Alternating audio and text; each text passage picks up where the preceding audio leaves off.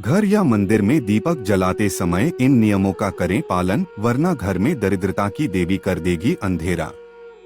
घर या मंदिर में दीपक जलाते समय इन बातों का ध्यान रखना बहुत ही जरूरी है, वरना आपके कई परेशानियों का सामना करना पड़ सकता है।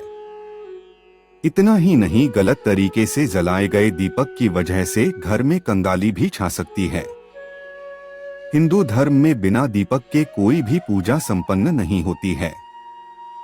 दीपक जलाने से जहां भगवान का घर यानी मंदिर जगमगा उठता है, वहीं घर का वातावरण भी सकारात्मक रहता है। लेकिन अगर सही तरीके और नियमों को ध्यान में रखकर दीपक नहीं जलाया गया, तो यह शुभ की जगह अशुभ फल देता है। ज्योतिष शास्त्र में दीपक को जलाने को लेकर कई बातें कही गई हैं, जिनका ध्यान रखना बेहद जरूरी है। तो आइए जानते हैं, भगवान के सामने दीपक जलाते समय किन नियमों का ख्याल रखना चाहिए।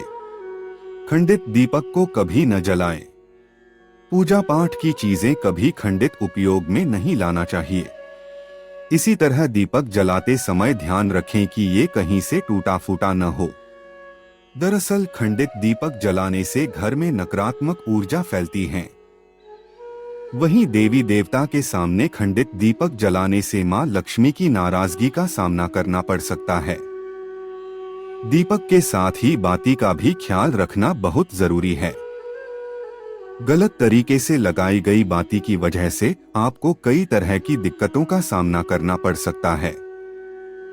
अगर आप घी वाला दीपक जला रहे हैं, तो उसमें रुई की बाती का उपयोग करें। वहीं अगर तेल वाला दिया या दीपक जला रहे हैं, तो उसमें हमेशा लाल मौली वाली बाती का इस्तेमाल करें। किस दिशा में दीपक रखना होता है शुभ?